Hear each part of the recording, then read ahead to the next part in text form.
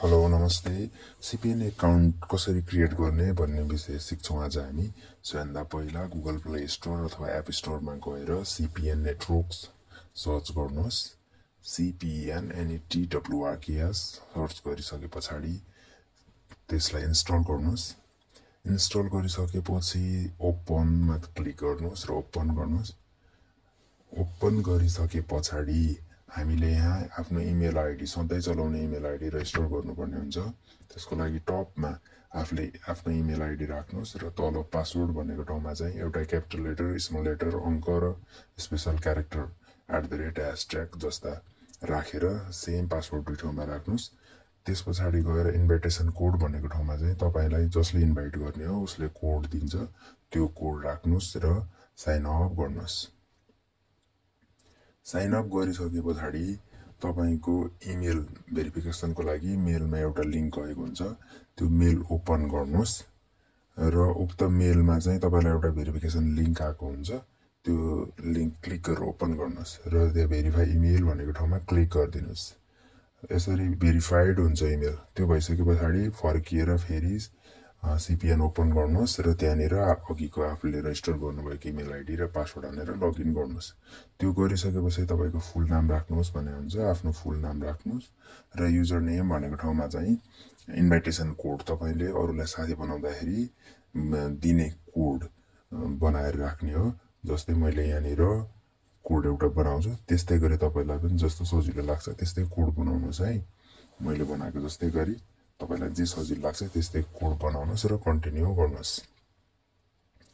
कन्टिन्यूमा तपाईले क्लिक गरिसके पछाडि अब तपाईको सीपीएन स्टार्ट हुन्छ त्यसलाई अलो गर्नुहोस् र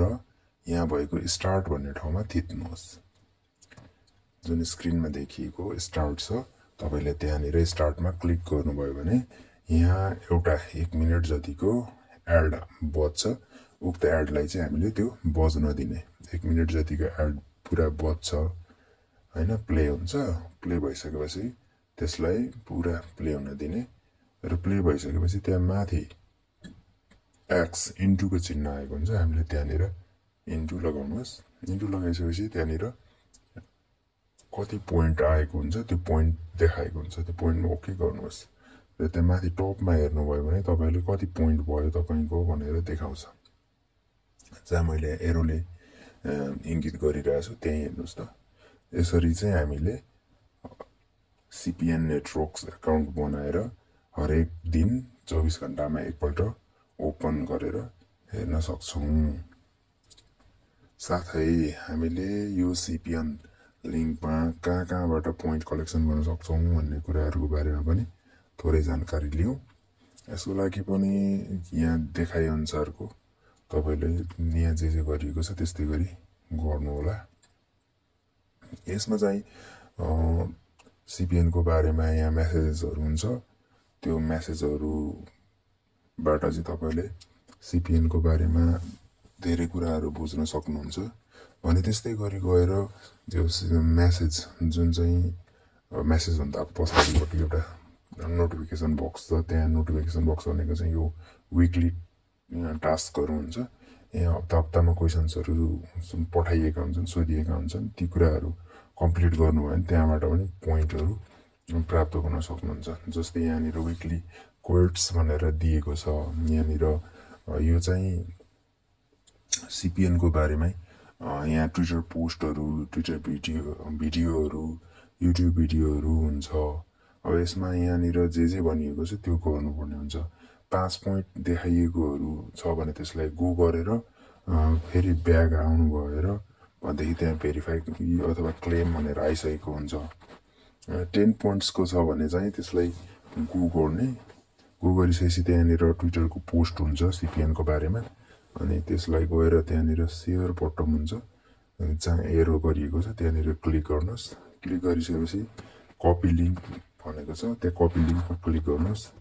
कपी लिंकमा क्लिक गरिसके पछाडि अब ब्याक अप्सन गर्नुस्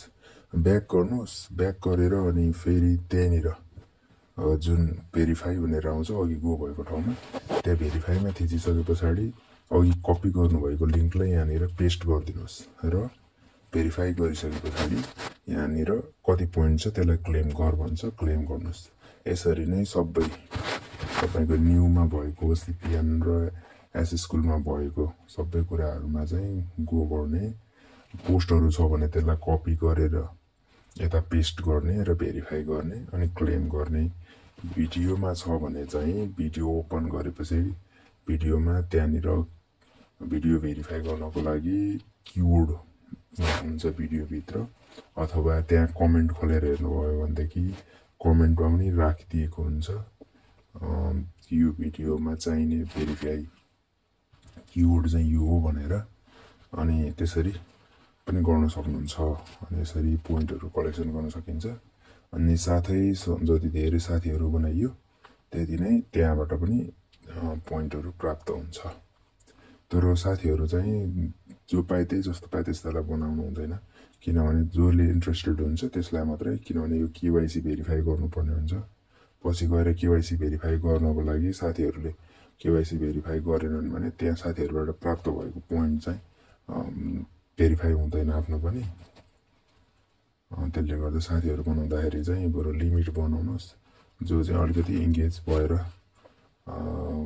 लाग्छ उनीहरुलाई मात्रै बनाउनु होला। त्यस्तै गरी यहाँ भिडियोहरु छ एस स्कुल भन्नेमा, त्यो एस स्कुलमा भएको भिडियोहरुमा चाहिँ 5 मिनेटको भिडियोहरु छ भने गो गरेर सिधा ब्याक आउनु भयो भनेदेखि भइहाल्छ। त्यसलाई पोइन्ट कलेक्सन गर्न सकिन्छ, क्लेम गर्न सकिन्छ। 10 पोइन्टहरुको छ भने चाहिँ त्यहाँनिर कीवर्ड हुन्छ त्यो भिडियोको अन्तिमतिर। यहाँ मैले जसरी इन्क्रिज गरेर देखाइरहेको छु तपाईहरुले हेर्नु होला। यहाँनिर मैले एउटा भिडियो प्ले गरे, गो गरे, अनि त्यो भिडियोको माथि चाहिँ यहाँ येल्लो कलरको उसमा त्यसको कीवर्ड दिएको हुन्छ। त्यो कीवर्डलाई राम्रोसँग त्यहाँ हेर्नुभयो भने भिडियोको माथितिर हुन्छ, अथवा कमेन्ट तल कमेन्ट बक्सहरु ओपन गरेर हेर्नुभयो भनेदेखि त्यहाँ कमेन्ट बक्सहरुमा कीवर्ड लेखिदिएको हुन्छ। अनि त्यो कीवर्डलाई चाहिँ हामीले अहिले भेरिफाई थिचिसके पछाडी भेरिफाई गर्ने बेलामा त्यो कीवर्ड हान भन्छ अनि हामीले त्यो भिडियोको कीवर्ड हान्नुपर्ने हुन्छ। जस्तै अब मैले यो भिडियो प्ले गरे, अब भेरिफाई गर्नुपर्ने बेला भयो। अनि भेरिफाई गर्ने बेलामा इन्टर कीवर्ड भन्नुहुन्छ। अघि हाम्रो त्यो भिडियोमा जुन कीवर्ड थियो त्यही कीवर्ड हानेर भेरिफाई गर्नुपर्ने हुन्छ। तर त्यहाँ भएको भन्दा फरक हान्नुभयो भने चाहिँ मिलेन भनिदिन्छ, रङ भयो भन्छ।